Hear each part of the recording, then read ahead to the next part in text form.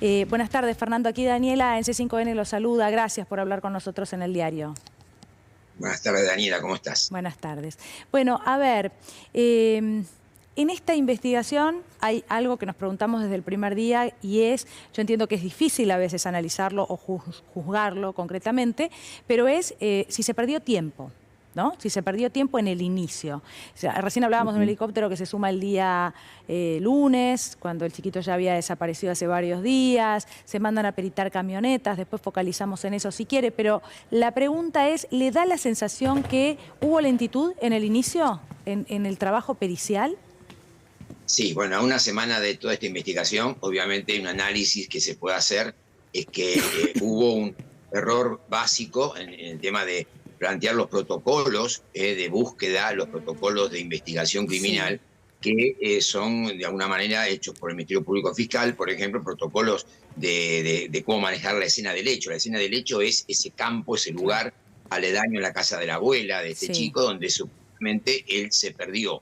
Entonces la hipótesis básica de búsqueda tiene que tener, primero, preservar el área, luego planificar perfectamente una cuadrícula de un área tan grande como es un campo y planificar las tareas de búsqueda a través de diferentes rastros que indican la presencia del chico dentro de ese campo. Por ejemplo, rastros biológicos, rastros de huellas, rastros, por ejemplo, de la huella olorosa. La huella olorosa es única de cada individuo. Entonces, bueno, rápidamente desplazar los perros, porque la huella olorosa se pierde a los 3 días. A los 3 días la huella olorosa se va a perder. Entonces, dependiendo también del clima, dependiendo si hay viento, si hay lluvia, entonces la prontitud en plantear el protocolo es importante. Pero también hay que hacer otras hipótesis debido a un tema que tiene que ver con la investigación criminal. Tiene varias etapas. Una es la parte inductiva. ¿Qué puede pasar con un chico que se pierde? Bueno, yo te digo, básicamente en tu tarea de investigación, Daniela, en este caso, pensá que tenés que buscar datos. Los datos son de cuántos chicos se pierden en la Argentina. Bueno, el último dato que tenemos de 2022 son 1.900 chicos por año que se pierden, 1.900, de los cuales solo 500 quedan todavía en búsqueda, el resto se los encuentra.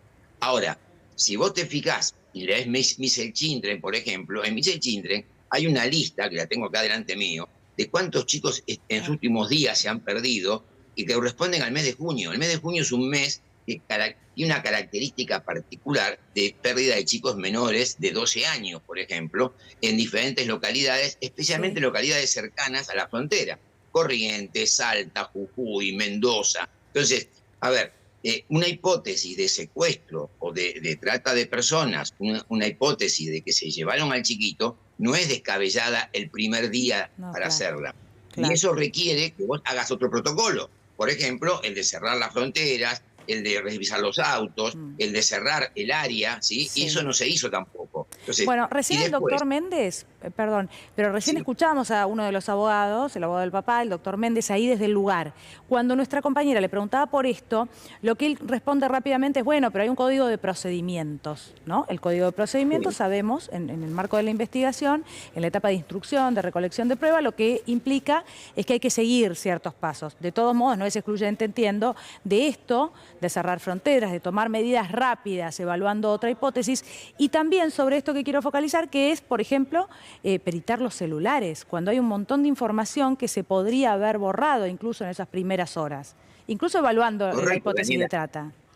Lo que estás diciendo vos justamente es importantísimo. Fíjate que cuando vos estás en el primer día, poner el segundo día, después de la noche trágica en la cual el chico, si estaba perdido, estaba solo en el medio del campo, solito, 5 años, pensalo, ¿no? Entonces, si después, al día siguiente, vos ves que los perros no encuentran nada, los drones, la gente que puso mucho esfuerzo, tanto civiles como gente de seguridad, el despliegue que se hizo, inclusive hasta militares, han ido hasta 600 hombres, bueno, una gran cantidad de esfuerzo, pero confundieron acción con movimiento. Se movieron, pero no hicieron nada de acción. O sea, no hubo un protocolo que se siguió adecuadamente. Pero aparte, pensá, si vos tenés esa hipótesis inicial de secuestro, todos los teléfonos se peritan el primer día, se sacan los teléfonos de todas las personas que estuvieron en ese lugar, en ese almuerzo que vos has visto, y esos teléfonos se analizan con anterioridad todos los mensajes y comunicaciones que hubo,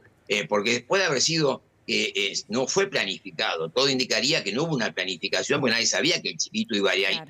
a ese almuerzo. Pero sí, los individuos que están, digamos, es como el robo al voleo. O sea, no siempre se planifica un robo, también se puede hacer un robo al voleo. Entonces, Sí. si vos ves la oportunidad y analizás la oportunidad, fíjate, por ejemplo, una de las personas era enfermera, el otro era una persona que tenía antecedentes de robo en el campo. O sea, no es Sí, la lógicamente. gente que no tiene antecedentes como para decir, puede ver la oportunidad y ahí mismo organizar. Por ejemplo, la enfermera puede dar una droga para poder, droga de sumisión al nene para que no grite ni llore y secuestrarlo. El otro señor tenía una moto, tenía un automóvil. O sea, tendrías que haber analizado la moto, el automóvil, los automóviles, los teléfonos, un allanamiento en los domicilios de esta gente. Nada se hizo hasta después de muchos días. Ahora, Y esto que vos Cardini, decías, sí, perdón, yo sé que no es específicamente perito informático, hemos hablado con especialistas en muchas oportunidades. Yo tengo entendido respecto de, de los teléfonos, que ahora estamos hablando y es importante aclararlo, probablemente usted lo sepa, si se ha perdido y ya es inevitable recomponer esa información borrada de los teléfonos de las primeras horas, o si todavía 6 días después, si esa información fue borrada, se puede recuperar. Porque en este caso sería fundamental. Daniela. Sí se O sea, puede. los peritos informáticos, por ejemplo, primero, los movimientos quedan registrados en las antenas, de los diferentes Movistar, personal. Todas esas antenas van a registrar los movimientos que hicieron cada uno de ellos antes y después de los hechos. ¿Está bien? Bien. Pero también pues, tenés antecedentes. 8 años atrás podés saber qué hiciste, en qué día y cómo te moviste. ¿Sí? Lo sabe Google, no lo va a saber un investigador. Sí, ahora Pero perdón, porque a ayer su me vez, si decían... vos borraste algo, por ejemplo, una llamada telefónica o borraste un WhatsApp, Sí, bueno, muchas veces se puede recuperar. sí. O sea, también se recupera, porque lo que se Bien, borra bien. queda en el Quedó sistema. clarísimo y le pido disculpas, pero nos tenemos que ir rápidamente a Corrientes porque hay novedades, ¿sí? Cardini, muchas gracias.